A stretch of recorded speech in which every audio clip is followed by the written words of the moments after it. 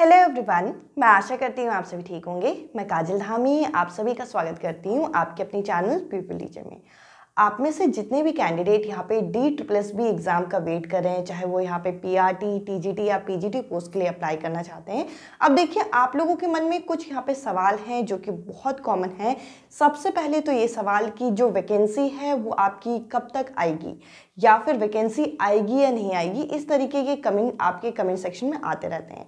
साथ ही साथ अगर हम यहाँ पे देखें तो देखिए जिन भी कैंडिडेट ने यहाँ पे बीएड किया है, अभी आपने कुछ समय पहले न्यूज़ सुनी होगी कि बीएड कैंडिडेट का पीआरटी में यहाँ पे स्टे लगा दिया जाएगा।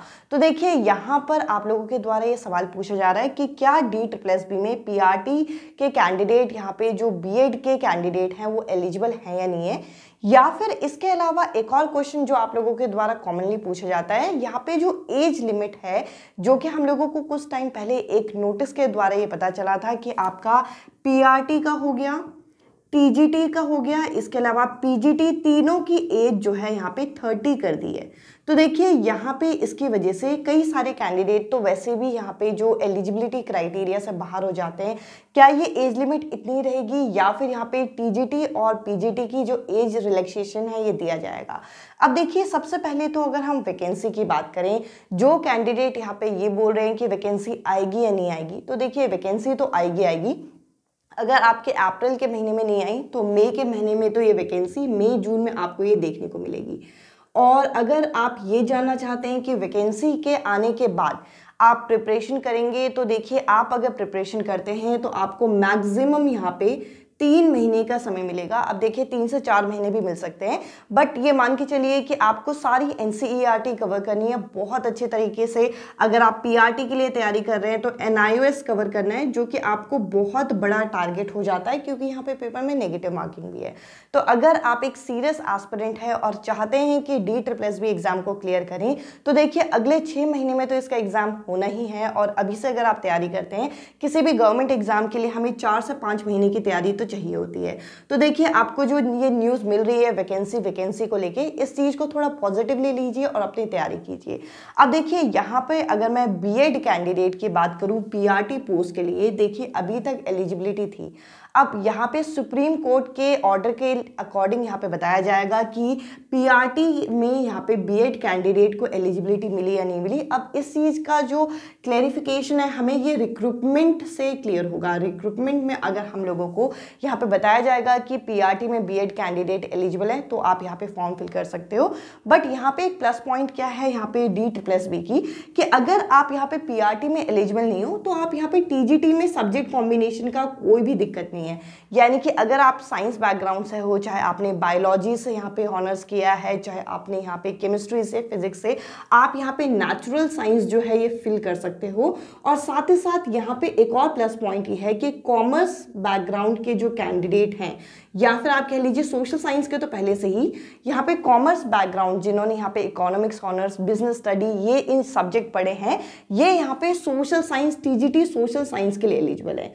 इन शॉर्ट मेरा कहने का मतलब ये है कि यहाँ पे इस चीज़ की एलिजिबिलिटी को लेके आप परेशान मत होइए। आप अपनी टीजीटी की तैयारी यहाँ पे करते रहिए और साथ ही साथ जो जनरल पेपर का पार्ट ए का पार्ट है वो आपको पीआरटी में भी मदद करेगा। और फॉर्म निकलने के बाद जब आपको क्लियर हो जाएंगी चीज़ें तो आप उसके बाद NIOS उसके बाद भी कवर कर सकते हैं। अब देखिए इसके अलावा एज लिमिट की अगर मैं बात करूँ तो देखिए एज लिमिट को लेके यहाँ पे आप लोगों के द्वारा एक और सवाल पूछा जाता है, वुमेन्स को एज रिलैक्सेशन। वुमेन्स को जो एज रिलैक्सेशन DSSB में मिलता है वो यहाँ पे टीजीटी पोस्ट में मिलता है, वो भी 10 ईयर्स का। यहाँ पे पीआरटी में वुमेन्स को एज रिलैक्सेशन नहीं मिलता। और यहाँ पे अगर यहाँ पे देखिए इस चीज़ पे भी केस चल रहा है और इसकी जो एज लिमिट है यहाँ पे 32 और यहाँ पे आपकी 35 यहाँ पे हो सकते हैं। अब ये सब चीज़ें हम लोगों को बाद में क्लियर होंगी। बाकी जो आपको वैकेंसी से रिलेटेड डाउट था, वैकेंसी आएगी नहीं आएगी, कंफर्म आएगी। अब आप कहेंगे कि इतना कंफर्म कैसे बोल रहे हैं। देखिए यहाँ पे जब आपके ये DSSB के ऑनलाइन एग्जाम होते हैं तो देखिए यहाँ पे जब आप ऑनलाइन एग्जाम देने जाएंगे तो आपकी वीडियो रिकॉर्डिंग वगैरह होती है, जिसके लिए DSSB ने एक नोटिस यहाँ पे जारी किया है।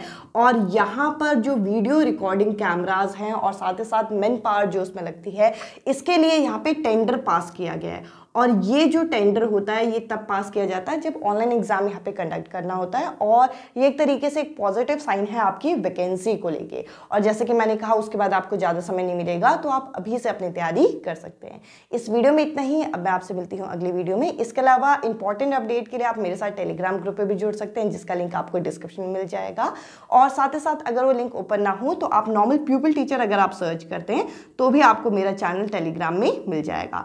इस वीडियो में इतना ही। अब मैं आपसे मिलती हूँ अगली वीडियो में। और साथ ही साथ DSSB की जैसे कि मैथ्स सब्जेक्ट की प्रिपरेशन हो गई, इसके अलावा NIOS हो गया, साथ ही साथ TGT नेचुरल साइंस की जो मेरा मेन सब्जेक्ट है उसकी पर्टिकुलर वीडियोस जो हैं वो आपके रिक्रूटमेंट के बाद यहाँ पे जो वैकेंसी आने के बाद मैं आप लोगों की क्लासेस स्टार्ट कर दूंगी।